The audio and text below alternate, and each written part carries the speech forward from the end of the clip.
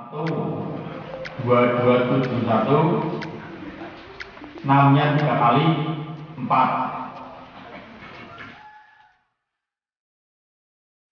Beliau Pak Taufik Rohman prestasi sudah tidak bisa tidak diragukan lagi. Beliau pernah menjadi juara 2 nasional temu karya Penas Athena kelompok tani wilayah Andalan di Palembang tahun 2007. Terus juara pertama Temparkes tingkat nasional tahun 2018 dan lain-lain. Sampai kertasnya nggak cukup kalau saya tulis semua. Menyingkat waktu, marilah kita simak bersama materi budidaya dan analisa usaha tani jamur tiram yang akan disampaikan oleh Pak Taufik Rohman SE. Kami beri waktu untuk memaparkan 25 menit. Nanti setelah itu acara diskusi. Itu kami persilakan Pak Taufik.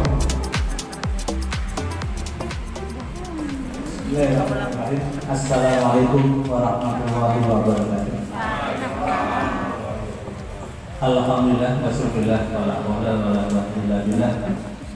Puji syukur kehadirat Allah SWT yang telah melimpahkan banyak karunia nikmat kepada kita semua sehingga di siang hari ini kita masih diberi kemudahan, kesehatan dan kesempatan untuk bisa bertatap muka di aula Desa Boja, Kecamatan Macinang, Kabupaten Cilacap. Tadi sudah disampaikan oleh Pak Nanang, moderator. Kalau perkenalannya bisa langsung ke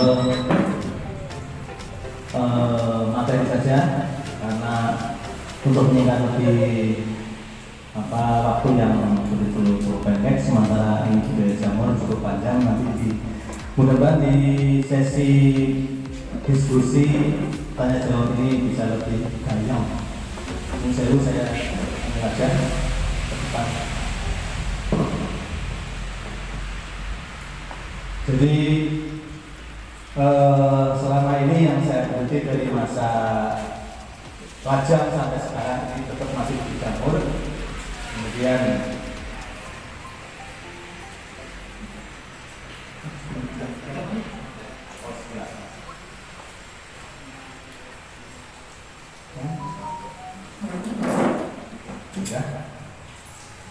jadi saya perkenalkan bahwa peluang jamur ini masih cukup besar karena produk yang namanya jamur ini rasanya enak, gizinya tinggi, sepadan dengan kalau di sayur mayur ini termasuk kadar proteinnya tertinggi. Kalau di dalam bentuk kering atau keringat itu sekitar antara 19 sampai 30 sekian persen, jadi mendekati daging. Kemudian permintaan jamur juga saya yakin di wilayah Jawa Macinang juga cukup dikenal dan cukup laris. Seingat saya masuk ke wilayah Macinang itu sebelum tahun 2000. Ada yang di Jionde, Padang Jaya, tapi yang di Padang Jaya kebetulan dia itu pensiunan sudah almarhum. Sebenarnya banyak juga yang di Macinang, sekitar Macinang yang dekat dengan PSK, biasanya ambil di PSK.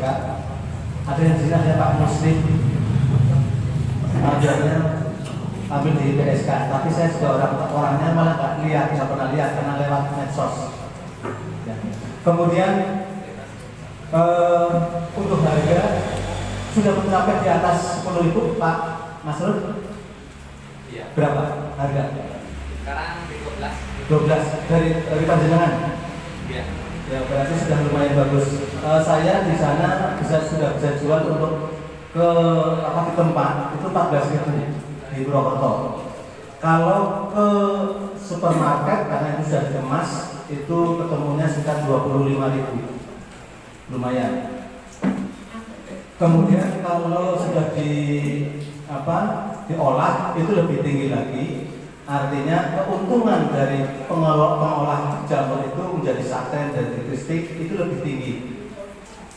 Kalau yang saya ketahui yang membuat sate dari jamur 1 kilo itu menjadi 50 sampai 60 tusuk satu porsi dijual 14.000, minim-minimnya 12.000. Berarti coba dihitung 60 dibagi 12 berarti 5 porsi ya 5 porsi ya, 5 porsi kalikan 12, 5 kali 12 60.000. Nah dari 12.000 jadi 60.000, betapa besar keuntungannya. Coba nanti pasca pelatihan di sini ada berpikir bagaimana cara membuat sate. Nah kalau membuat sate sudah Pak Masrul sudah buat jamur, ada yang buat sate bersaing dengan ayam. Ayam 1 kilo 26.000 atau 30.000. Kita tuh berapa? 30.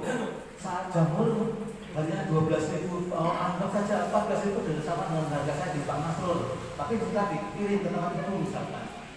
Kalau ayam 30.000 masih punya tulang, ya kan ada yang berubah. Jamur ada tulangnya, adanya tangkai, tambah enak rasanya. Kenyal-kenyalnya tambah membuat rasa sate itu lebih bagus. Makanya untungnya lebih besar lagi mestinya. Harga sudah lebih rendah, pembeliannya, produknya di harga jualnya sama dengan dari ayam. Maka sangat wajar sekali pasarnya itu tetap semakin bertambah, semakin luas. Terus sebentar ini saya, karena jamur ini termasuk pangan yang organik. Kalau misalkan yang pembudidaya yang menggunakan bahan kimiawi, maka orang sekarang ini cenderung mau mencari bahan makanan yang lebih sehat, yang non pestisida atau non kimiawi. Meskipun mungkin ada sebagian yang menggunakan teknologi kimiawi karena untuk membasmi hama misalkan, atau mungkin dari bahan bekasnya dari proses budidaya padi yang non organik dengan urea ya, tapi itu masih mending daripada kita sengaja menambahkan urea atau medianya itu kurang begitu organik. Tapi yang pasti lebih sehat dibanding sayur-mayur yang lain yang banyak menggunakan bahan kimia. Kemudian satu penangkapan yang sudah di negara kita itu sudah mungkin sudah sebagian besar tiram, kerang, ada kancing, ada kuping, ada sikake, ada lingsi. Inoki ini masih impor dari Cina. Kemudian paha ayam juga masih kecil, kategorinya kuning putih juga masih kecil dari Brazil. Yang paling banyak tiram, ini nomor pahit. Kemudian kalau yang dijual oleh masyarakat, kalau kancing ini masih industri dan skalanya sudah besar sampai kalau di Jawa Tengah ini yang sudah produksi kancing ini masih eksis ini di Eka Timur Raya, berposisi di wilayah Bungayu atau di Kalibuah. Per hari saat ini sekitar 15 ton. Kalau yang di Dieng paling hanya sekitar 2 ton untuk Matacam dan 88. Kami kebetulan kenal juga dengan mereka sehingga sering komunikasi. Kemudian contoh jenis jamur ini seperti tiram. Ini ada tiram Florida yang kurang begitu berat-berat, kemudian ini Dipsicus, kemudian ini tiram abu-abu, sajur kaju kalau bahasa biologinya atau bahasa jamurnya. Kemudian ini mudah tumbuh di daerah kita juga.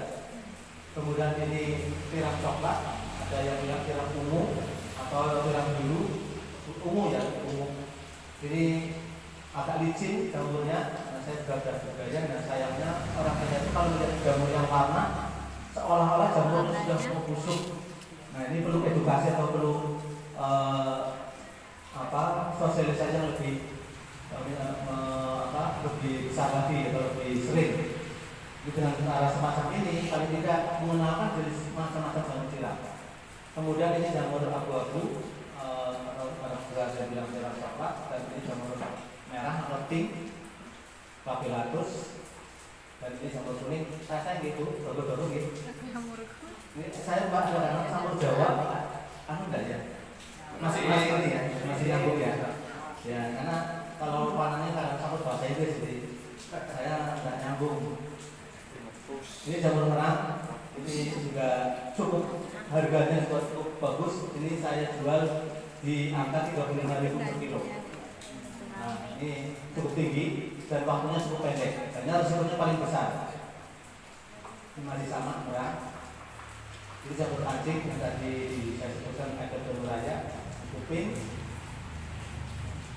Ini sebenarnya gampang-gampang semua dibudidayakan yang tadi sudah saya tampilkan. Ini si kafe, ini jamur lumayan harganya tinggi. Saya jual waktu saya membudidaya ini 75.000 yang segar.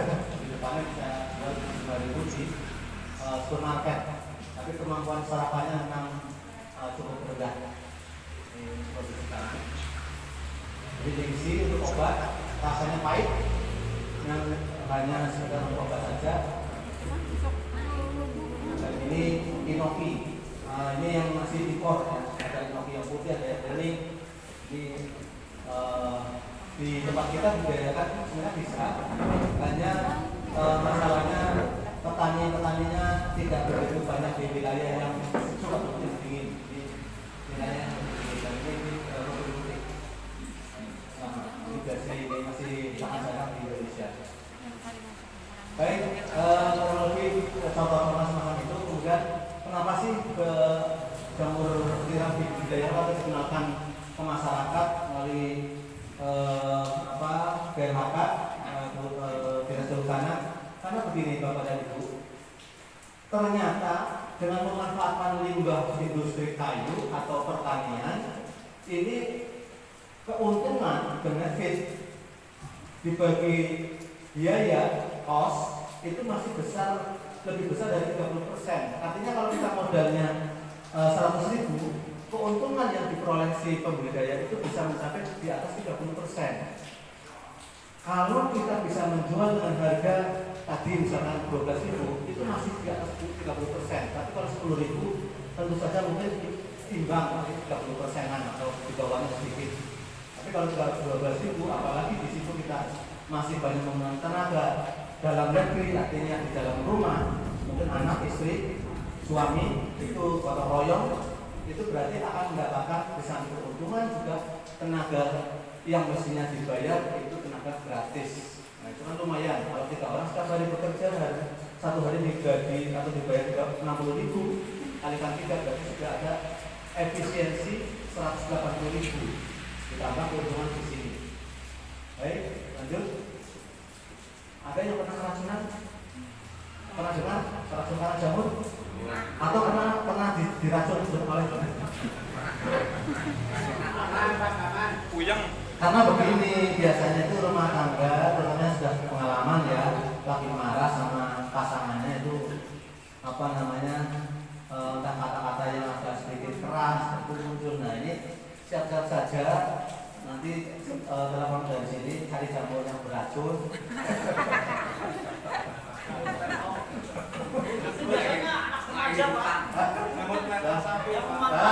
Itu sudah ada yang tahu. Nah, tapi itu nanti jangan saya dilaporkan gara-gara ini Pak Taufik ini yang bikin kacau ini lagi bosan nih, nggak bilang geger. Nah, jadi sebenarnya ini tidak tidak wajib atau tidak pasti, hanya ini seperti mitos kebiasaan kita.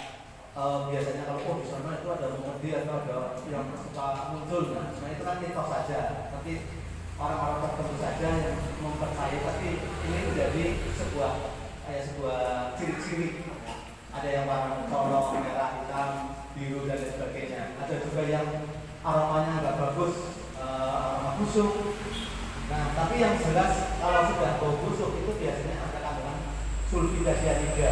Ini cyanida yang keras lakunya sehingga orang mudah mati. Maka dulu di saat sebelum ada teknologi produksi racun yang lebih canggih lagi, jadi tentara-tentara atau pasukan-pasukan dan kerajaan ini menggunakan racun-racun dari ular atau dari jamur, dan atau panah itu diolesi dari jamur. Ini bisa mematikan musuh juga jika kena tubuhnya.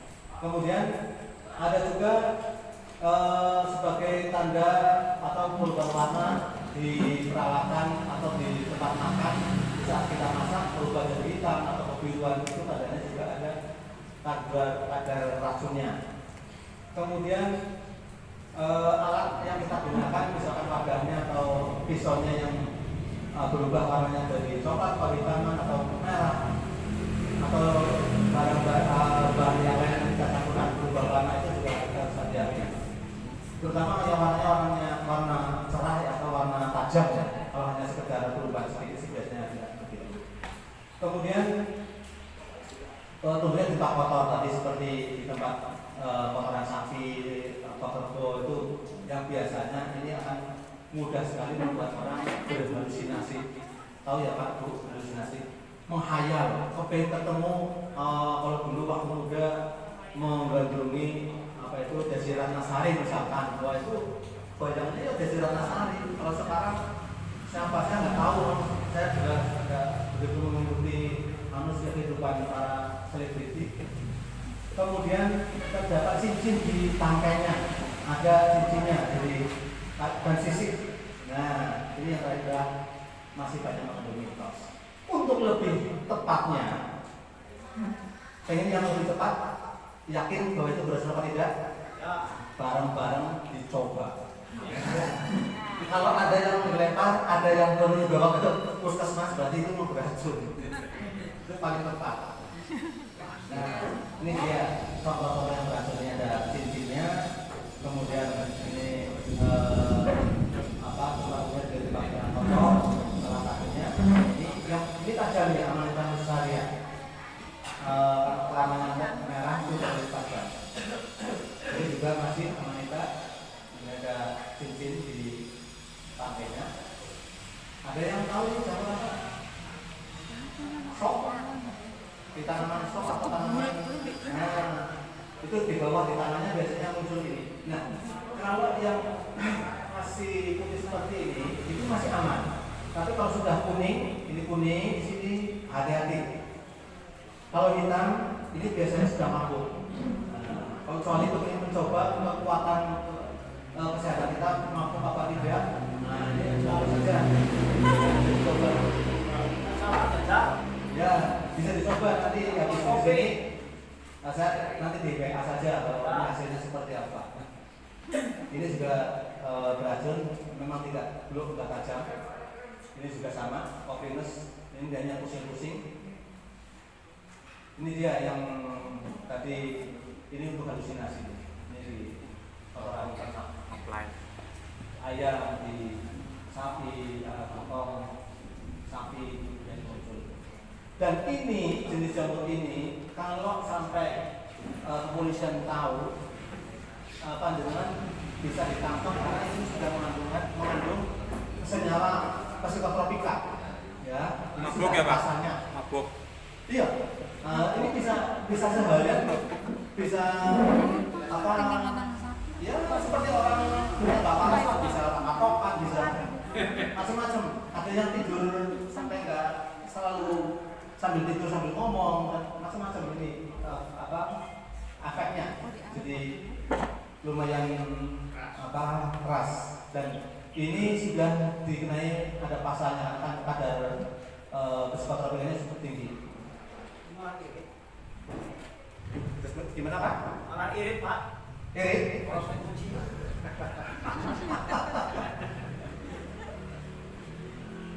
Kemudian kita langsung ke intinya. Peralatan yang dibutuhkan adalah skala kecil pakai drum, biasanya untuk minyak atau oli. Kemudian bikin sarangannya seperti orang masak nasi, butuh ember, butuh sekop, tali rapia untuk mengikat, plastik untuk wadah. Ini 1,5 meter dan panjang lebar 1 meter. Ini untuk penutup drumnya biar kapasitasnya tambah banyak dan tinggi waktu penutupan. Kemudian kompor gas bagi yang menggunakan kompor. Tentunya ini modalnya lebih mahal dibanding kalau menggunakan kayu bakar, karena ada yang menggunakan kayu bakar lebih efisien juga. Tapi radiek atau repot. Kemudian lampu spiritus, yaitu lampu yang berbahan bakar spiritus, sprayer, semprotan yang mengisi untuk 5,5 liter, dan stick dan atau kawat, termometer, hidrometer dan ke atas. Saat ini kalau kita produksi yang sudah skala besar, ini diperlukan. Tapi kalau skala kecil kita nggak usah dulu nggak apa-apa. Yang penting standar kebutuhan bahan dan formulasinya atau formulanya ukuran-ukurannya itu sudah disesuaikan dengan yang saya catatkan di sini sehingga akan memudahkan dan tidak perlu teknologi semacam ini. Dan cincin plastik itu seperti bilang-bilang, karet bilang, kemudian plastik kantong, kapas, koran, bekas. Nah, kemudian bahan-bahan yang diperlukan antara lain serbuk gergaji kayu bisa 100 kg, bisa lebih dari ini, tergantung kita yang mengolahnya apakah skala lebih besar atau mau masih kecil-kecilan. Apakah ada bahan yang lain bisa digunakan, misalkan jerami, oke. Tepes, apa sih, sabut kelapa, kokopit, bisa. Kokopit malah lebih cepat panennya, dari 25 hari dia sudah mulai keluar. Tapi cepat juga habisnya. Jadi kelemahannya kokopit atau sabut kelapa. Kalau serbuk gergaji kayu ini masih cukup bagus. Kalau mau yang terbaik itu kayu waru atau kayu karet. Di sini ada karet, Pak. Gunakan karet saja, itu luar biasa hasilnya. Saya sudah selalu pakai karet meskipun mendatangkan dari Majenang, dari Wanareja, dari ya paling banyak itu dari wilayah sini sih ya. Iya. Kalau Banyumas hanya sedikit sekali kapasitasnya. Kemudian bekatul ini gipsum biasanya untuk langit-langit atau ternit. Terus langsung karbonat, jadi bila mana mau pakai bibit jamur, jam tanam, banyak 6 botol dan air yang secukupnya. Jadi ini serbuk gergaji kayu atau menggunakan kapur biasa juga boleh, kapur kasukan 1 langsung. Tapi kalau mau main seperti ini lebih bagus lagi. Cara pembuatannya sangat mudah.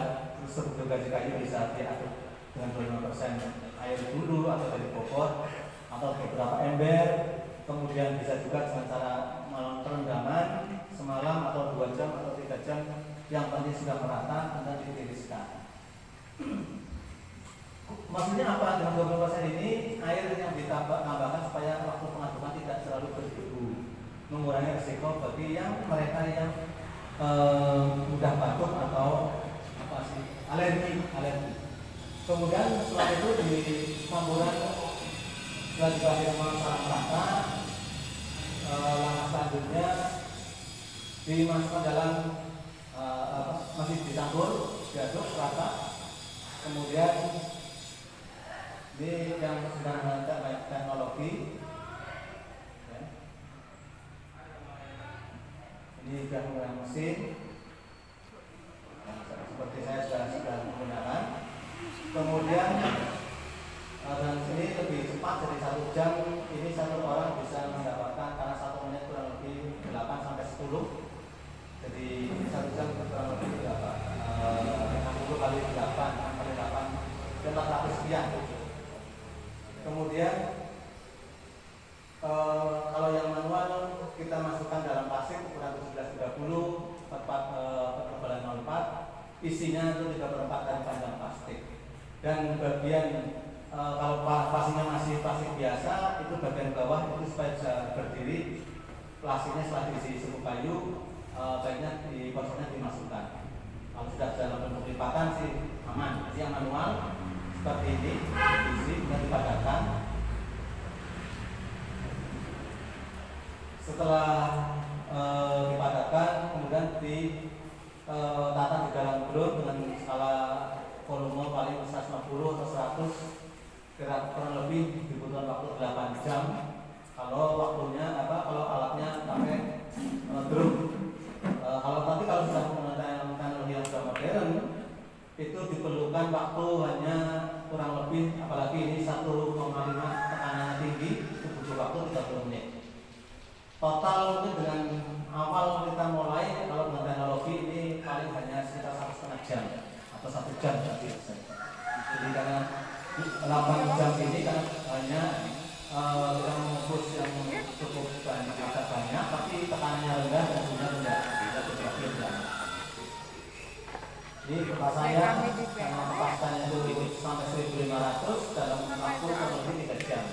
3 sampai 3 jam selesai, karena tekanannya tinggi, suhunya juga cepat dihasilkan tinggi sehingga waktunya pendek.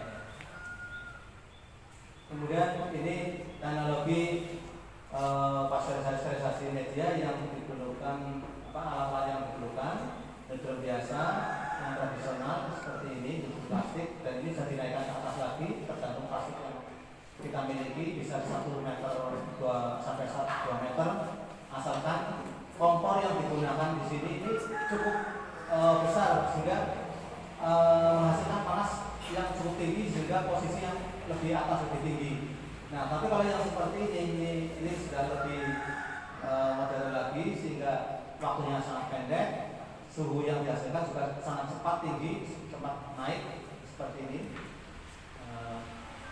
Cuma saya juga memudahkan kita bergerak untuk bisa produksi skala besar. Kemudian setelah dikukus, disterilkan, kita akan pendinginan. Cara penanamannya yaitu dibawa ke tempat yang cukup tertutup rapat untuk menghindari yang namanya pergerakan angin yang terlalu kencang. Karena dengan peredarannya angin ini membuat jamur yang kita tanam atau yang sudah kita steril saat ini akan terjadi banyak ditumbuhi oleh bakteri atau jamur yang lain. Kita mudah sekali untuk mencontohkan bila mana kita membuat roti, ya, roti keluar dari oven kemudian dibiarkan begitu saja di meja sampai dingin sampai beberapa detik itu tetap berjamur. Tapi kalau keluar dari oven kemudian kita segera masuk ke plastik, kemudian kita tutup rapat, itu biasanya butuh punya daya simpan lebih panjang, lebih tinggi. Kenapa? Karena bakteri dan jamur itu tidak banyak masuk ke roti. Nah, ini metode cara penggunaan alatnya, yaitu alat pengambil bibitnya itu secukupnya itu diolesi dengan spiritus, kemudian atau bisa dibakar juga atau dengan alkohol. Lalu cara memasukkan bibit yaitu buka tutupnya, ya. Ini cincin atau peralonnya di medianya atau di backloadnya seperti ini, dimasukkan bibitnya yang diletakkan di botol. Setelah masuk kemudian tutup lagi, dan ini cara yang lebih cepat lagi. Kalau tadi lebih singkat, jadi lebih cepat. Tolong dari ini dirikan.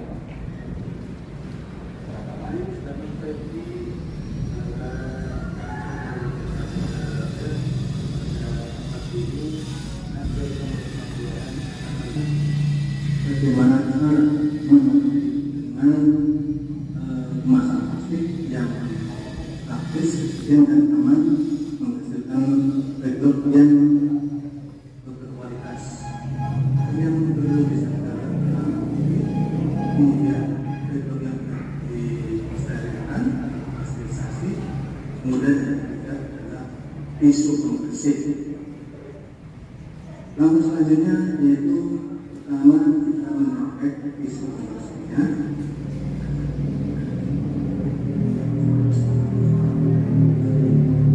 Kemudian kita masukkan ke kemasan bibit plastik secara merata dengan tisu pembersih. Karena tisu ini mengandung disinfektan anti bakteri dan anti jamur, anti virus untuk mengurangi resiko kontaminasi dari jamur.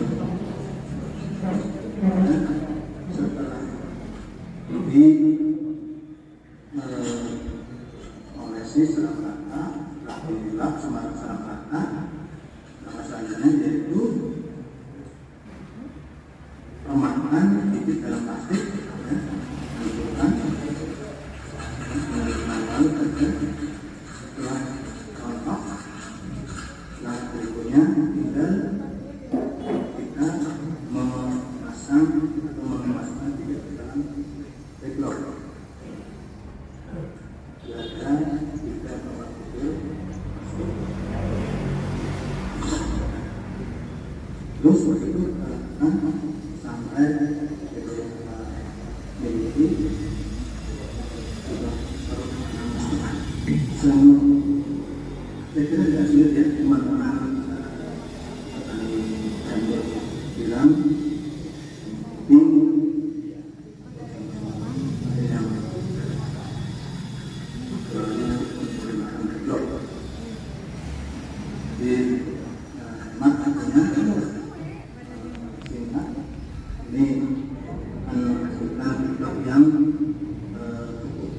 steril, cukup bagus, tidak terlalu banyak permainan jamur trichoderma, virus atau jenis-jenis yang lain.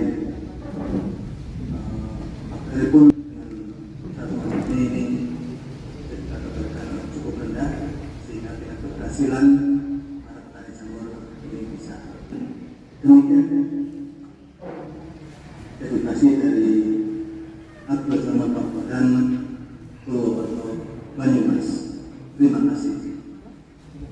Baik, ini ilustrasi metode penanaman dengan bibit dari plastik, juga bisa dari botol karena semuanya sama, bibit plastik maupun botol itu bisa digunakan. Tapi kalau dengan cara yang tadi saya sampaikan di sana di video itu lebih singkat, lebih cepat, semakin lebih aman.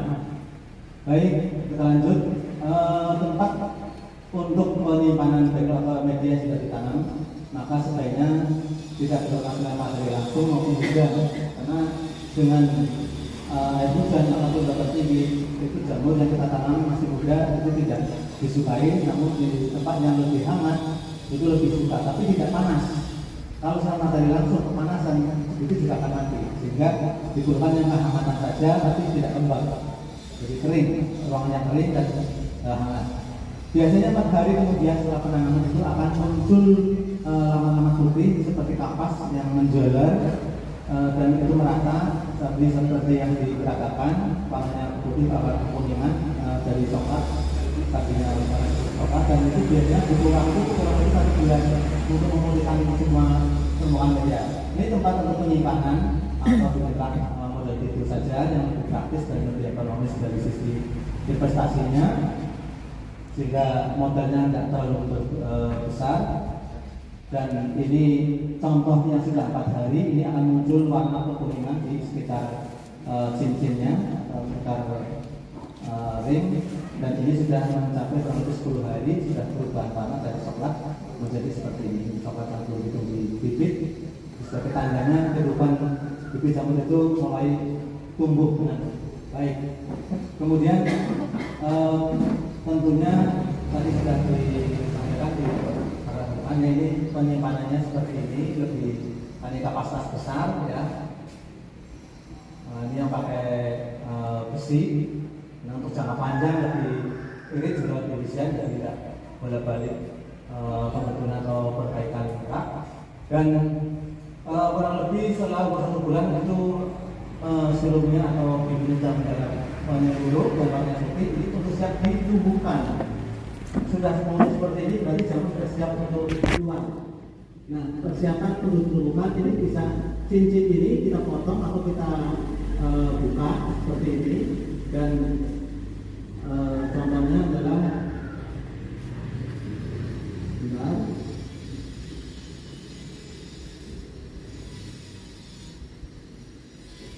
ini contoh masih saja. Contoh pembukaannya adalah seperti ini. Ini masih proses penyimpanan seperti ini. Ini pembukaannya dari plastiknya di depan, kacinya di depan, dibuka, dijepit atau dilipat, dan biasanya 1 minggu kemudian itu akan atau 4 hari kemudian muncul pinhead atau jamur kecil. Ini biasanya 3 hari kemudian itu sudah dipanen. Lebih dari itu jamur sudah terlalu besar atau sampai layu. Seperti ini sudah layak untuk dipanen. Biasanya butuh waktu hanya dari kecil tunas sampai siap untuk dipanen maksimal 4 hari. Dipanen 3 hari lebih bagus karena teksturnya masih gagah, masih cantik, sehingga di pasar kalau dijual itu sangat keras lampunya, jadi sangat keras. Jadi seperti teksturnya masih rata, rapi, tebal, bentuknya masih cantik itu lebih laris dibanding yang sudah pinggirnya itu tipis dan bergelombang. Jadi kebutuhan suhu di saat penumpukan jamur itu 28 derajat Celcius dan kelembapan antara 80 sampai 90%. Ini dengan alat tentunya termometer dan ini higrometer. Tapi kalau misalnya kita untuk yang tidak punya alat, yang penting di ruangan yang kita punya alat, yang penting di ruangan yang kita tumbuhkan jamurnya itu terasa adem, terasa sejuk, tidak banyak berkeringat atau lambat berkeringatnya. Dan ini cara penyemprotannya bisa melalui selang, bisa melalui dengan sprayer atau dengan yang sekarang ini sudah lagi berkembang itu dengan nozzle yang sudah diotomatisasi lewat HP. Jadi ini pertumbuhan dendanya itu sampai kecil sampai siap dipanen kurang lebih seperti ini teksturnya. Dan ini anak-anak yang biasanya bisa edukasi diajari menanam jamur, memetik jamur dan memakan olahan jamur supaya anak itu memakannya sama memetik. Dan cara pemanenan pegang tangkainya diangkat ke atas, taruh daun ke atas, tarik ke bawah, kanan kiri dan sebenarnya akan dicampur. Kemudian lakukan setelah pemanenan untuk panen berikutnya tinggal penyemprotan rutin setiap hari supaya jamur itu bisa tumbuh karena permukaan medianya itu tetap lembab dan lunak sehingga tidak sampai mengering dan jamur itu akan tumbuh yang kedua kali dan ketiga kali. Manakala ada hama yang mengganggu di jamur, saya biasanya menggunakan obat organik yang namanya Alaska. Memang ini masih terbatas karena ini masih industri kecil, belum dijual secara bebas. Ini untuk intern saja dan disemprotkan ke jamurnya itu tetap aman, tidak membahayakan. Setelah dipanen, dikemas dan bisa dipasarkan ke berbagai tempat atau dalam bentuk masih bal-balan 5 kiloan. Di tempat saya kalau panen 5 kilo dari orang tinggal berapa kilo ambil, berapa kilo ambil. Model bal jadi lebih enak, lebih cepat. Nah, ini untuk pasar bisa pasar tradisional, pasar modern, pasar lingkungan kita, rumah tangga dan sebagainya, industri catering dan sebagainya. Jadi ini kalau saya semuanya masuk, ada restoran, ada hotel, catering, supermarket, mall, pasar tradisional sudah masuk dan pasar-pasar yang khusus yang lainnya. Jadi cukup mudah sebenarnya dan untuk lebih detailnya memang sebaiknya kita bisa melihat langsung lebih detail atau praktek langsung. Ini karena waktunya 20 menit sehingga cukup pendek dan ini sebagai kesimpulannya jamur sangat mudah dibudidayakan, biayanya juga cukup murah, cukup singkat waktunya dan keuntungannya juga masih layak untuk dikembangkan atau diusahakan.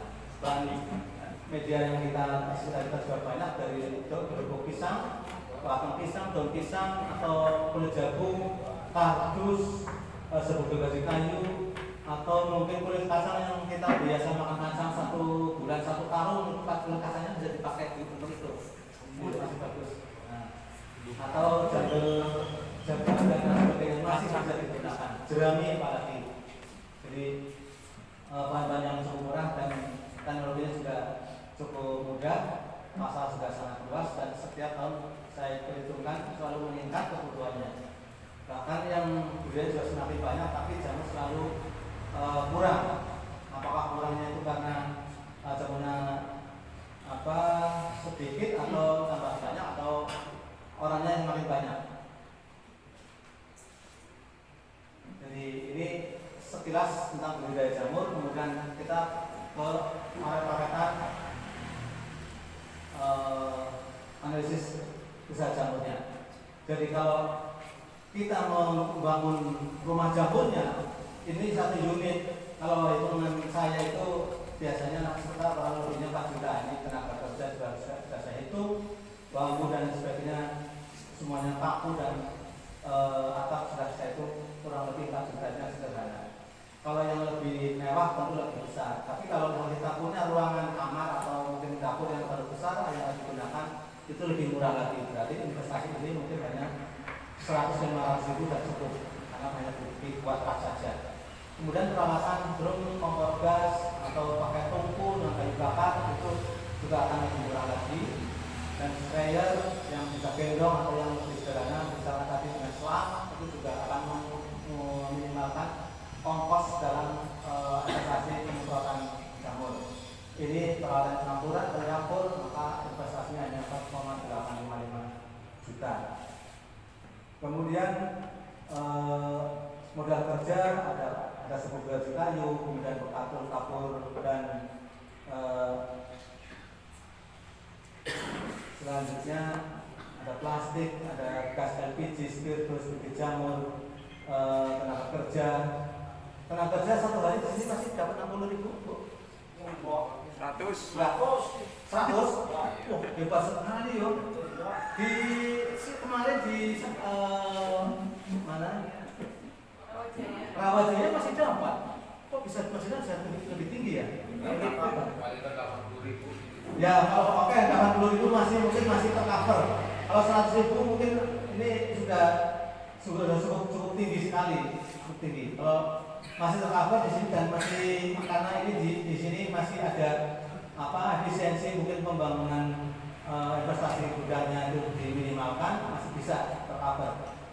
Ini diketahui kurang lebih modal kerjanya 3.152.000. Jadi cukup murah masih, kalau misalkan sampai 80.000 masih tercover sekali.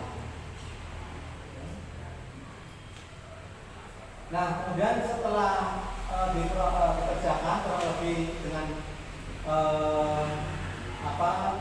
kurang lebih tadi 15 hari kita bekerja membuat backlognya, ini diperoleh 1.700 backlog atau media. Ada kegagalan kurang lebih 100 media, ini karena hijau, mungkin tanam mati dan sebagainya. Jadi yang tersisa yang bagus 1.600.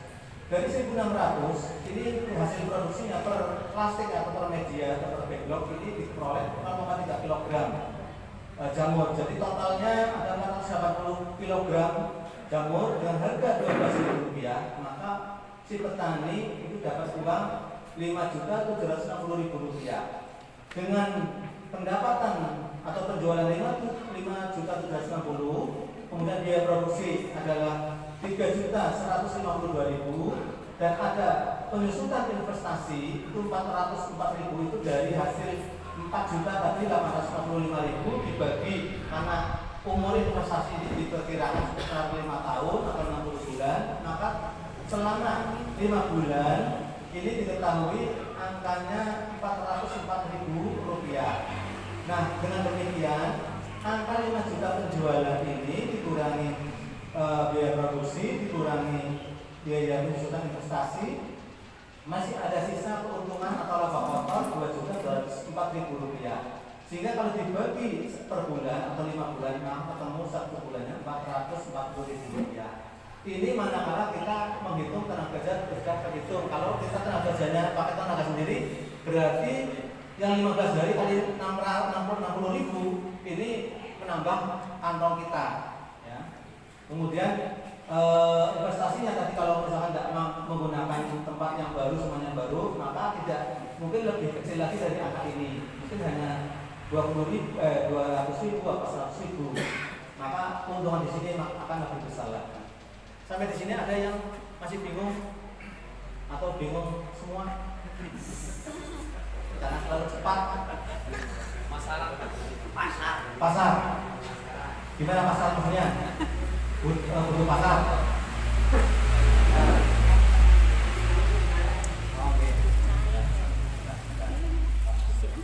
Assalamualaikum warahmatullahi wabarakatuh.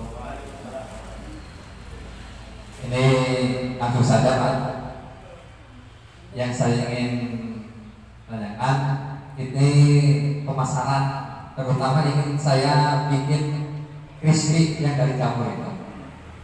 Tadi juga di awal saya tanya sama yang Pak DPR, namun saya tanya lagi sama narasumber Pak Taufik yang terhormat. Jadi ingin sekali memasarkan secara jamur crispy itu saya masih kesulitan. Insya Allah untuk jamur yang seperti tadi untuk ke pasar Majenang ya masih berkurang lah di pasar Majenang. Tapi yang crispy yang biar harganya agak lumayan lah. Ya, terima kasih. Baik, jadi untuk crispy Pak Masrur ini biasanya sebagai alternatif ya untuk menghadapi kalau kelebihan produk, kelebihan panen. Tadi panjenengan menyampaikan di pasar Majenang masih kekurangan. Berarti kan itu untuk antisipasi.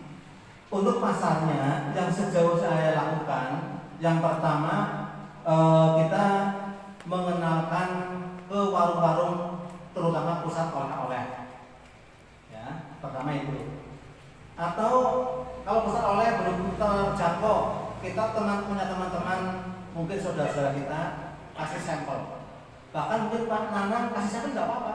Pak, kalau nanti besok kalau lebaran mau buat parsel pakai crispy saya dari Majenang. Nah, hebat sekali. Purwokerto di sini. Siapa tahu Pak Nanang pesan 10 kilo dengan teman-temannya. Siap. Kan awalnya promosi. Nah, kemudian kalau nanti kan puasa kan agak berapa 3 bulan lagi. Berarti kan nanti Pak pesan. Ya, itu awalnya. Ya, bikin dulu ya. Bahkan teman-teman sini dicicipin suruh nyicipin semua nggak apa-apa.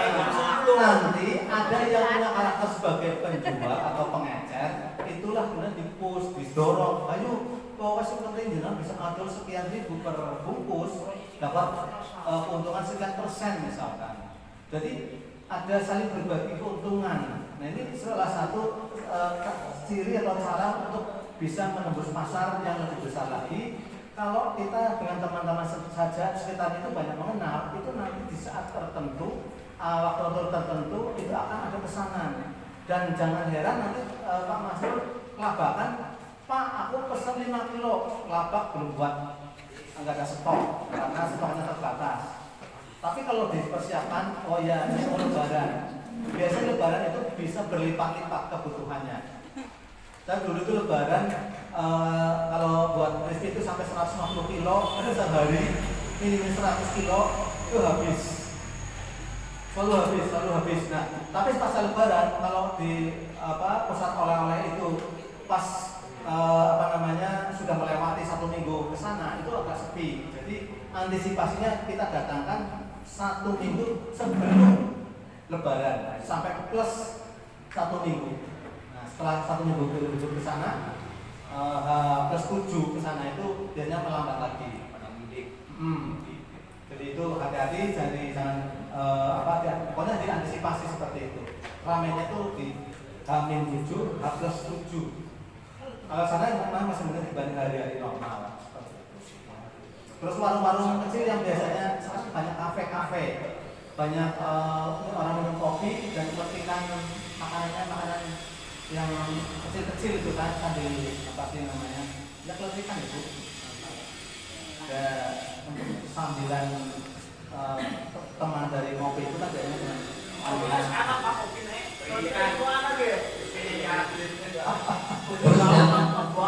Seperti itu Pak. Yang kedua itu menutup beko setelah dikasih bibit itu perbedaannya pakai koran, pakai kapas itu gimana Pak? Ada perbedaan enggak? Kalau dari sisi keamanan, asalkan kapasnya steril itu lebih aman kapas sebenarnya. Hanya agak mahal sedikit, tapi dari sisi keamanannya lebih tinggi karena kapas itu bisa ikut dikukus sekalian, sterilkan sekalian. Jadi begitu kita angkat, kita isi bibit, itu posisi di kapas ini masih bersih, masih steril. Kalau meskipun kertas itu juga ikut dikukus, tapi kan karena diambil satu-satu, ini jadi agak riskan sebenarnya itu. Tapi masih mending daripada pakai staples. Itu tidak saya rekomendasikan karena sejauh saya uji coba berbagai macam model itu yang bagus ya ditutup dengan kapas atau busa, alternatif yang lain dengan kertas. Seperti kapas juga kertas gitu ya. Ya artinya kalau kertas biasa nggak usah ada kapasnya, tapi kalau kapas ya kapas saja sudah cukup. Iya, iya. Kertas saja itu sudah cukup. Gitu. Ada lagi? Apa sudah jelas semua?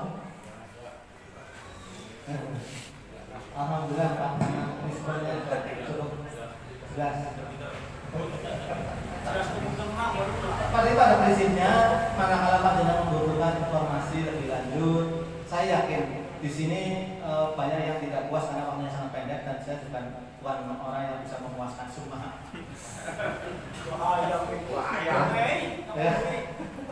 Tapi kalau melalui HP, WA, asalkan panjenengan sabar karena kadang-kadang saya pasti asal seperti ini, pasti jawabnya mungkin nanti sore atau malam itu baru bisa juga mungkin besoknya karena kebutuhan waktu banyak kegiatan sehingga terhambat oleh jawaban kepanjangan itu agak lambat. Saya kira begitu, saya kembalikan ke Pak Nana lagi sebagai pembawa acara. Kurang lebihnya mohon maaf. Bila lebih walidayah, assalamualaikum warahmatullahi wabarakatuh.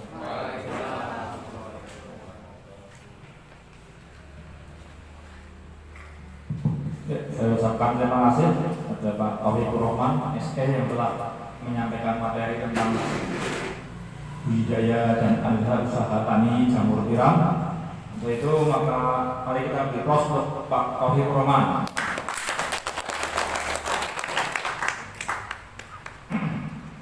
Jadi insya Allah ya, ilmu sudah didapat dari Pak Taufikur Rahman walaupun waktunya sangat singkat tapi padat karena kita tergantung dari waktu. Kalau kita ikuti waktu nanti mungkin sampai maghrib nggak selesai. Padahal kita cuma menyediakan snack sekali dan makan siang. Nah, kalau sudah sampai sore nanti saya kena pasal kembali.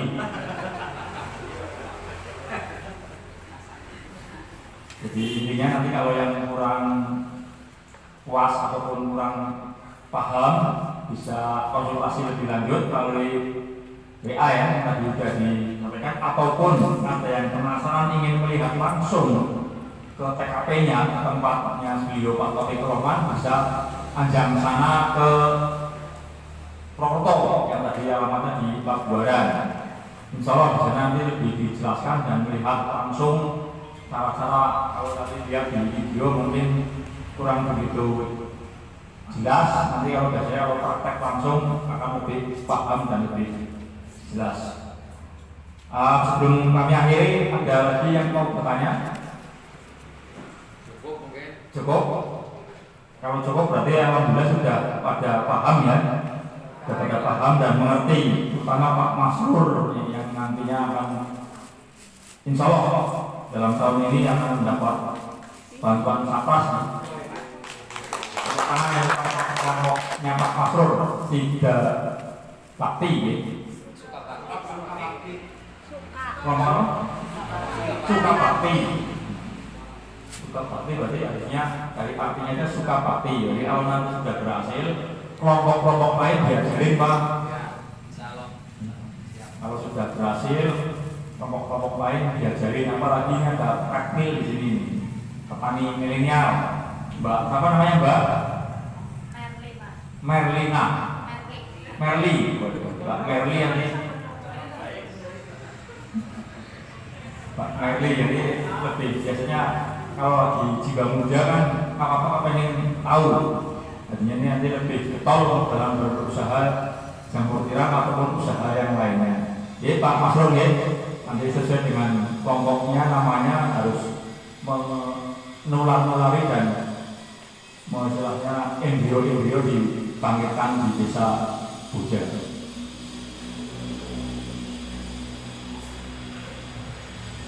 Dan kami menanggapi ini tadi Pak Masrur jamur crispy sedikit. Jamur crispy memang kalau di tempat kami di perkotaan itu malah sangat menarik untuk anak-anak muda. Apalagi yang ABD itu banyak sekali senang dengan jamur crispy dengan rasa original, berberwi, keju, asam manis, asam pedas dan lain-lain. Hanya ini dikemasnya begitu. Apalagi yang kalau punya modal Pak Masrur bisa membuat outlet-outlet di kota Majenang itu bisa Pak. di Majenangan ada Jogja Mall ya, Jogja Mall, Jogja Supermarket itu. Nah, itu di situ bisa dibuka outlet jamur crispy Pak.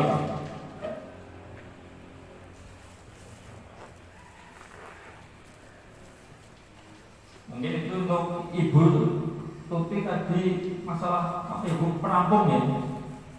Nah, penampung jamur itu tadi belum terjawab karena waktunya tadi udah keburu sholat Jumat ya. Untuk penampung mungkin di kelompoknya Ibu dari desa Ciropadang, Cimanggu, Sidodadi, Cimanggu itu nanti bisa dibentuk prakoperasi untuk menampung produk jamurnya. Jadi nanti harganya tidak dipermainkan sama pengulang yang ada.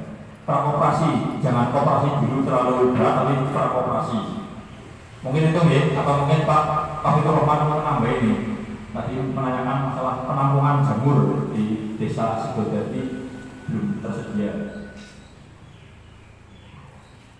Untuk pasar Bu Tuti, sebenarnya saya butuh banyak Bu.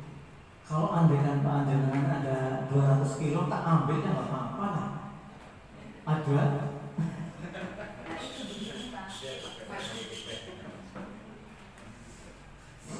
Maaf, tadinya udah sebut tapi karena ini ada lanjutan ya. Maksud saya begini Pak.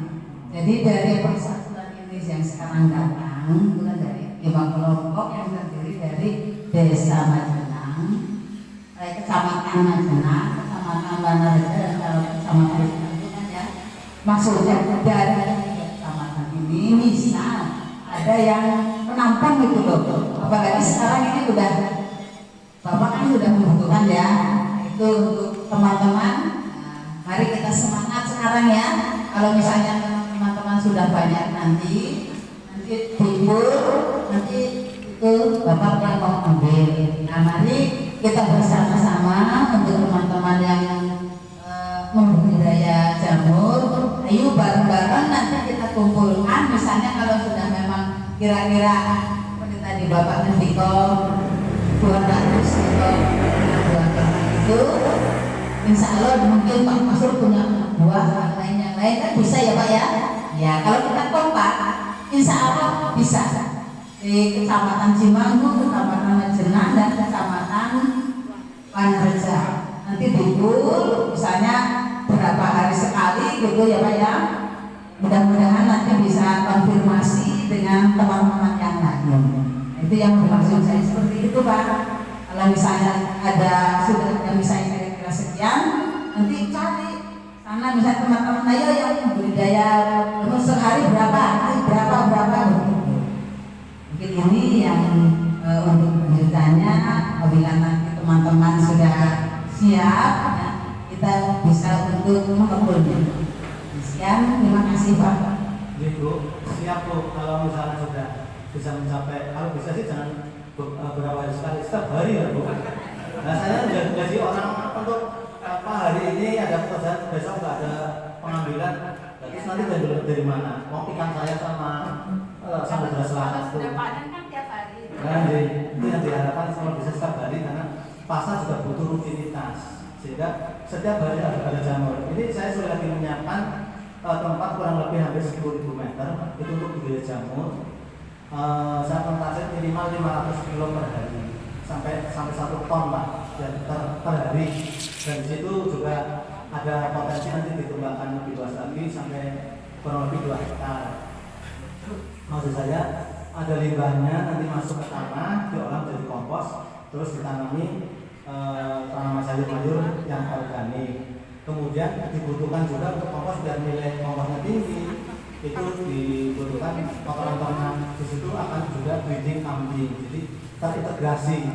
Di samping nanti bisa untuk wisata edukasi anak-anak sekolah, kemudian PKL mahasiswa, kemudian SMK, SMA. Sekarang ini nanti arahnya akan dikembangkan wisata edukasi atau belajar merdeka. Jadi SMA, SMP, bahkan SD sudah mulai dikenalkan untuk usaha-usaha kecil. Nah kan anak-anak kan senang datang ke tempat saya seperti tadi TK bahkan manen jamur 10.000, manen jamur sekuler. Asik ya Bu? Siapa yang nggak mau dikasih uang? Satu rombongan 100 orang. Kan 10 dompol dapat 10.000 kalikan 100. Pinten Bu? Nah, kan lumayan. Itu jadi Pak Mangrul juga jangan lupa mengenalkan ke lingkungan sekolah TK, SD. Nanti suatu saat kalau sudah di sini diterapkan belajar merdeka, itu akan dikunjungi. Jangan silakan pasang tarif. Misalkan belum berani 1.000 ya 5.000. Nah, tapi di sana masih resek. Jangan anak-anak suruh bawa ya satu semua udah sampai rumah. Dan yang lagi, jangan juga strateginya buat crispy yang masih hangat atau yang boleh kasih mereka itu berapa lembar apa crispy dia mencicipi. Nanti ibunya atau bapaknya biasanya ikut dan sama duit. Bapaknya yang dihajar atau ibunya, wah ini 1 sekian, itu ibunya kena juga. Ya kan? Itu loh pintarnya orang-orang yang cerdas ya seperti itu, memanfaatkan momen anaknya datang ke tempat panjenengan, sudah disiapkan produknya enak. Yang 1 lembar crispy kan gratisan.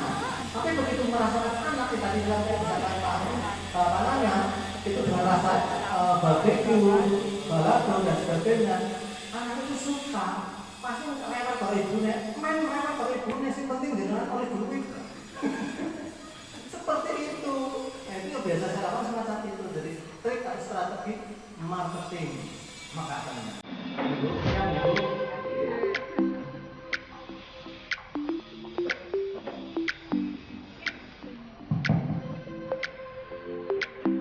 Cekak ya, Pak Menko ya, waktu udah mau menunjukkan pukul 2:30 ini.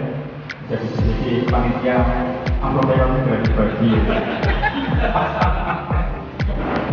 Ya mungkin dari kami tadi mampu membawa ataupun pemandu jalannya pelatihan di Jamur Tiram. Secara pribadi dan tindakan mohon maaf yang sebesar-besarnya apabila dalam memandu acara ini ada banyak kesalahan dan untuk teman-teman kami mohon maaf yang sebesar-besarnya. Dan tak lupa kami ucapkan banyak terima kasih kepada Pak Taufik Roman SD yang telah berkenan menyampaikan materinya pada siang hari ini. Dan yang tidak kalah pentingnya kami sampaikan kepada Pak Kepala Desa Boja Kecamatan Majenang yang telah memberikan ataupun meminjam pakai aula desa Boja untuk acara pelatihan budidaya jamur tiram pada hari ini. Mudah-mudahan kalau ada acara kembali Pak Kades tidak kapok memberikan izinnya. Kami ucapkan terima kasih kepada Pak Kepala Desa dan segenap perangkatnya yang telah memberikan UBAP-nya dengan sangat besar, sudah bersusah payah masak-masak ibu-ibunya di Pak Kades mendahului. Ucapan terima kasih atas panitia dan mungkin sebelum ditutup nanti akan ditutup langsung oleh Pak Kades saja ini. Mungkin ada closing statement dari Pak Kades. Semoga berjalan dapat dari semuanya pada kesempatan yang berbeda kita berikan pahala yang bisa membawa berkah dan manfaat bagi ulama. Sekali lagi atas kehadirannya dan mohon maaf atas segala kekurangannya. Kami selaku pimpinan sahaja dengan segala kerendahan hati mohon maaf yang sebesar-besarnya. Demikianlah cara penutupan dari saya. Mari kita bersama-sama